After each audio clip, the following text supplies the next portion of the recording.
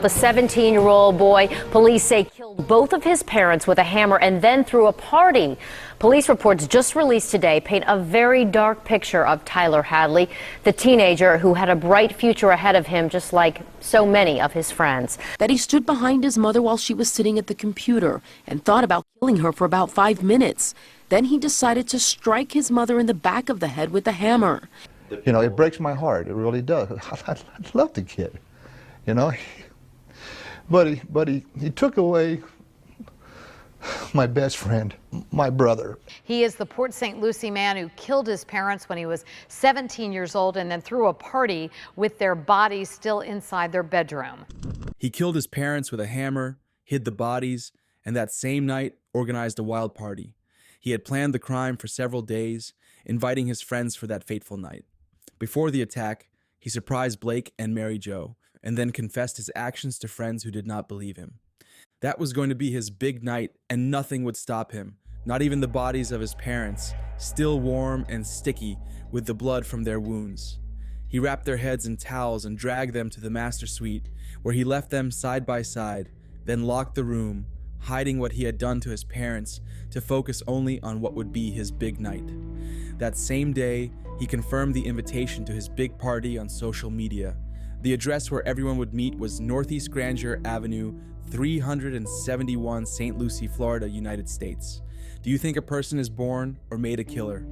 You will find out the answer, at least in this case, in this video, so I invite you to watch until the end and find out in detail why this young man killed his parents, what is behind this macabre story. Before we begin the video, I invite you to press the like button and please consider subscribing to the channel for more content like this. Without further ado, let's get into the video. Blake Hadley and his wife Mary Jo moved from Fort Lauderdale to St. Lucie, Florida, 24 years before their announced end. They decided to move to be closer to Blake's parents, who were older and needed more help. Blake was 54 years old at the time of his death and worked as an engineer at the St. Lucie nuclear plant, where he had served for 3 decades. As for Mary Jo, at 47, she was a primary school teacher and much loved by her students. During their time in St. Lucie, the couple had 2 sons, Ryan and Tyler. They built a comfortable life in a large white wooden house with gray tiles surrounded by vegetation. They had palm trees, blueberries, numerous pine trees, and an indoor pool that visually connected the house with the garden. Nature surrounded them, creating an ideal place for those seeking tranquility. However, the local teenagers did not enjoy the quietness and calmness. They felt that there was not much to do in St. Lucie, and neighbors believed that this boredom contributed to the increase in drug use and vandalism. Boredom could be fatal for some young people. The first problems with Tyler began when he was just 10 years old. His behavior worsened during high school. The youngest Hadley skipped classes, did not do his homework, drank alcohol, and used drugs. He soon began to buy and sell drugs of all kinds, leading him to commit thefts. Tyler escalated in his criminal activities, ending up arrested for vandalism on others' properties and thefts. Neighbors could not understand why the son of a hard-working family, much loved by their neighbors and who gave their lives for their children, would have such a problematic child.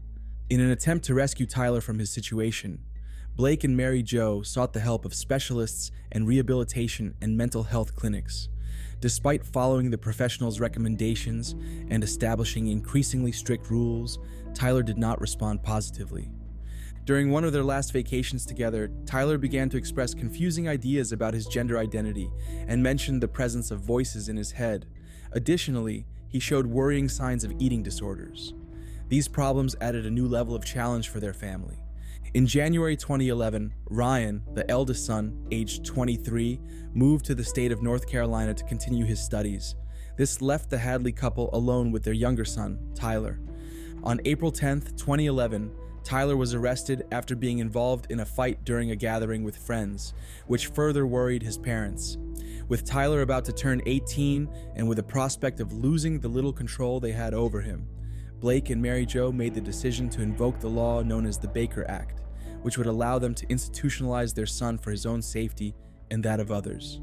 However, this decision, intended to help Tyler overcome his addictions, became the trigger for an unprecedented tragedy. Unaware of the depth of Tyler's internal violence, the Hadleys inadvertently signed their own death sentence by announcing the possibility of his internment. The situation escalated when Tyler returned home one night, completely drunk. His parents decided to take him to a consultation with a psychiatrist at the New Horizons Clinic, specializing in mental health issues. Over the next 2 weeks, the family saw improvements in Tyler, which gave them a momentary sigh of relief. Mary Jo, in a conversation with a colleague at work, expressed her confidence that Tyler did not pose a threat to them, unaware of the hidden truth behind her son's apparent improvement. Meanwhile, Tyler was secretly plotting a way to get rid of his parents. So much so that on July 2nd, Tyler confessed to a friend on social media his desire to kill his mother after she confiscated his cell phone. He also shared his plan with one of his closest friends, mentioning even a celebration planned after the crimes. However, everyone interpreted his words as the nonsense of a bored young man just trying to get attention. The crucial day in the Hadley family's life, July 16, 2011, began with a flurry of activity. At 11:25 in the morning, Tyler exchanged text messages with his friend, Antonio Ramirez. Antonio asked Tyler about his plans for the evening, to which Tyler replied that he was trying to organize a party at his house since his parents wouldn't be home and would leave early. At 13:15, Tyler posted an invitation on his Facebook for the party, suggesting that it would take place at his house that night. Many couldn't believe this was true, knowing that Tyler's parents would not approve of such a celebration. Tyler's plan continued to take shape in his mind. Around 5 p.m., he began to put it into action. First, he hid his parents' cell phones. Then, he locked up his pets, a black Labrador retriever named Sophie, and an old, nearly blind and deaf beagle, in a closet, fearing they might intervene to defend their owners. Tyler took 3 ecstasy pills to boost his spirits and then turned up the volume on the rapper Lil Boozy's song Feel Lucky to drown out any possible noise. He went to the garage and took a large carpenter's hammer. He climbed the stairs with the weapon in hand and stealthily approached the desk where his mother was working on the computer. He watched her work for several minutes, debating whether she or his father should be his first victim. After a few moments of deliberation, he decided and brought the hammer down with all his might on Mary Jo's skull. She managed to turn around and cry out, "Why? Why?" before being brutally attacked by her own son.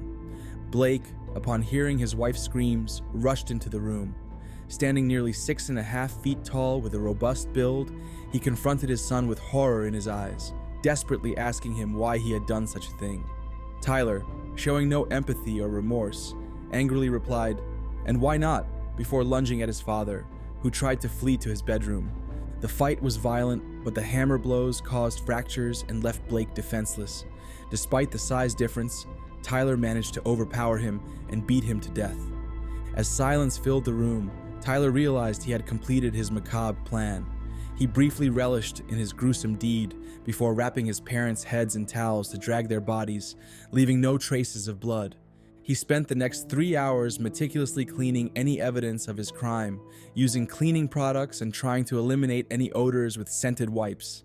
Once finished, he threw random objects over his parents' bodies, creating a chaotic scene to confuse investigators.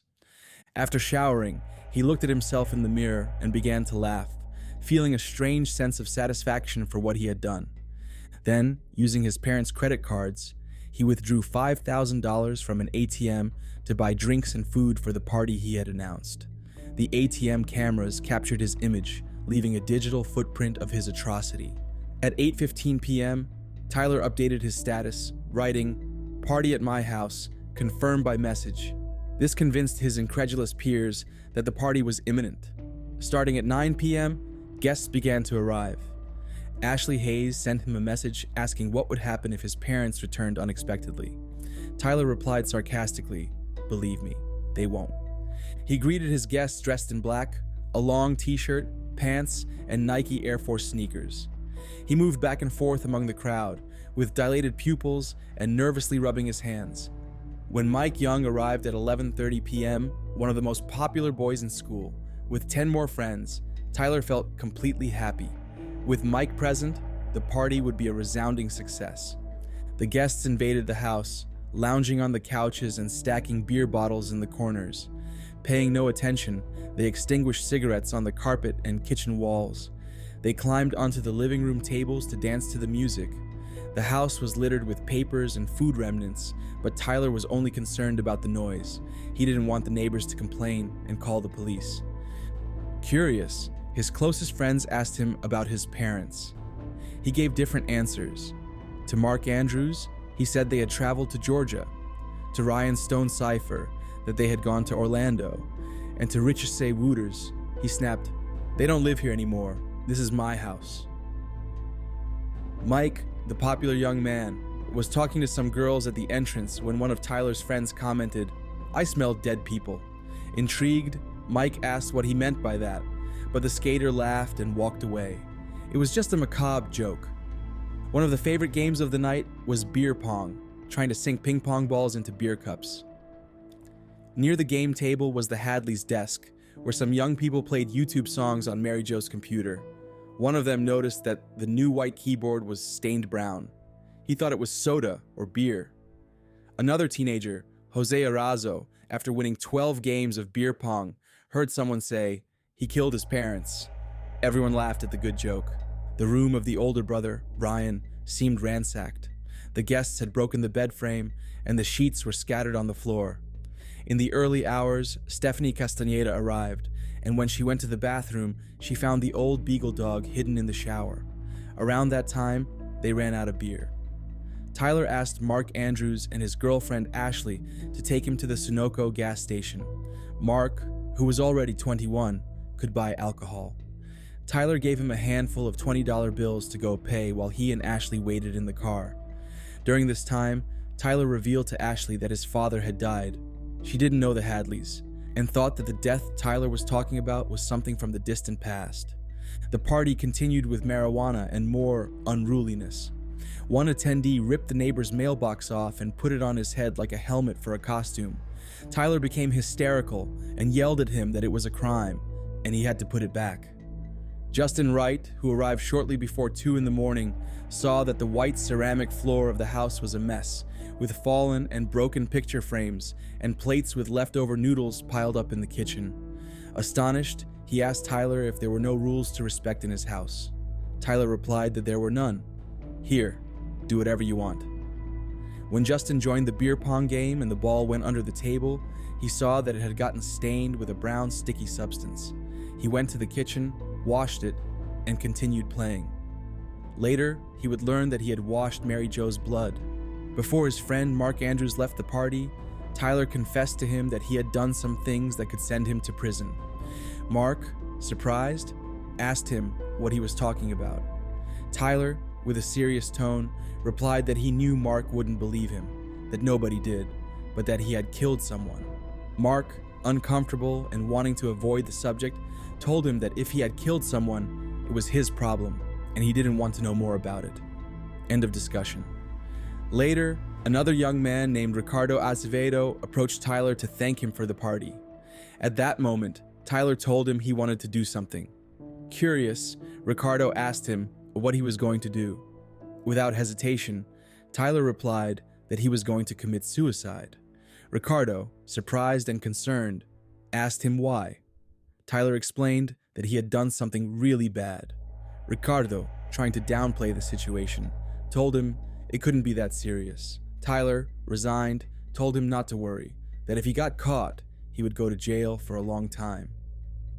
Tyler then went to his room, where he found Kimberly Theben. He revealed to her that he would disappear for 60 years, but she paid him no attention. Tyler felt an urgent need to confess his secret, but no one wanted to listen. Desperate, he asked his childhood friend, Michael Mandel, to accompany him for a walk. They wanted to talk in private. They walked to the corner, right where the red stop sign was. There, Tyler stopped, turned to Michael, and said to his face, "I killed my parents." Michael looked at him in disbelief and complete silence. Tyler, seeing his reaction, insisted, "Michael, I'm telling the truth. I'm not lying to you. If you look closely, you'll see signs." He led him to the driveway of the house and showed him his parents' 2 cars, Blake's black Toyota Tacoma and Mary Jo's red Ford Expedition. If the cars were there, they hadn't gone anywhere. Michael still couldn't believe it. When he entered the garage and turned on the light, he saw a bloody footprint. He got scared and closed the door. Tyler, not convinced that Michael believed him, took him to his parents' suite. He took the key out of his pocket and opened the door. Michael had no more doubts. He saw the dining chair stacked up, the bloodied towels, and beneath that pile, a white leg sticking out. It was Blake. Despite this, Michael didn't run away. His head was spinning. He stayed at the hellish party for about 45 more minutes. He even took a selfie with Tyler. He would later tell the media that it had been the saddest selfie of his life.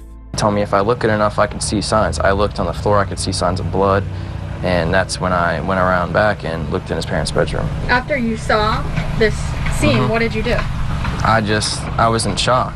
I was sitting down, I didn't know what to do. Was he worried about what to do with the bodies or anything like that? Or you just, No. Did he act like he was concerned about getting in trouble? No, well, he was going to commit suicide once he got caught, but that failed. Was he on any sort of drugs or anything? He was on ecstasy. As soon as he left, at 4:24 a.m., Michael made up his mind and made an anonymous call to the Crime Stoppers hotline in Orlando, an organization that works to prevent crimes. He told them what he had seen and heard. At 4:40, Tyler posted on Facebook again, "Party at my house again." 2 minutes later, the police arrived. The property was cordoned off with yellow tape, and forensic experts arrived. Tyler was interviewed at the police station at 7:57 a.m. on that Sunday, July 17th. At 10:30, he was formally arrested. He was charged with double homicide and taken to the Juvenile Detention Center in Fort Pierce. The bodies had many bruises and injuries. Blake had injured hands. He had tried to defend himself. On July 23rd, the funerals of Blake and Mary Jo were held at the town's Catholic church. The attendees were in shock from everything they had seen. Tyler had shared his confessions with his inner circle. Mark Andrews recalled that once, when Tyler was about 10 years old, he had arrived at his house after a fight with his mother and swore he would kill his parents. Mark, trying to calm him down, told him that all parents were the same. They ended up laughing, but today we know that idea continued to grow. On July 2nd, 2 weeks before the homicides, Tyler talked to Mercedes Marco on Facebook. He angrily complained about his mother because, after being arrested for vandalism, she had confiscated his cell phone. During the conversation, he insulted Mary Jo and said he wished to kill her. His friend advised him not to say such nonsense because he could end up in jail. Another classmate of Tyler's, Marky Phillips, who missed the party because she was visiting her grandparents in Chicago, had gone out with him 2 days before. She said she had seen him fine, but suddenly, during the conversation, Tyler exploded. "I want to kill my parents and then have a big party. Nobody has done that before. Have a party with the bodies in the house." She thought he was just making a dark joke. The evidence of what was brewing continued to accumulate to no avail. No one took his threats seriously. On the same day as the crimes, at 9:40 a.m., Tyler talked to Matt Noble about what he planned to do. Matt, intrigued, asked him if he had already done it or if he was still going to do it. Tyler, determined, replied that he would. Matt, half jokingly, said he bet Tyler wouldn't do it. Tyler, without hesitation, assured him not to worry, that he would do it and then have a party. Matt, excited, exclaimed that it was party time. While awaiting his sentence, Tyler enjoyed his volatile and dark fame. He spent his time signing autographs among the inmates. He even wrote a text about his crime where he stamped these 4 words, "It's hammer time." This is a transcript of the interview with another inmate who says Tyler Hadley talked to him in detail about the crime and likes to refer to himself as Hammer Boy. He liked being popular. Although Tyler tried to convince all the experts presented at his trial that he heard voices and that he was mentally disturbed, he did not succeed. Judge Robert Macomson held that the crimes he committed were horrendous and premeditated, and that the defendant had even attempted to manipulate the medical experts. The huge hammer with which he killed his parents was exhibited in the courtroom, horrifying everyone. Although the death penalty exists in Florida, being a minor saved him from that possibility. In 2014, he was sentenced to 2 life sentences. Tyler Hadley, in his own words. I can apologize or make amends for the horrible acts I've done and I committed. I am truly sorry for it. During the trial, Blake's brother, Mike Hadley, looked at his nephew, who lowered his gaze, and recounted that Blake and his wife were a wonderful couple and excellent parents.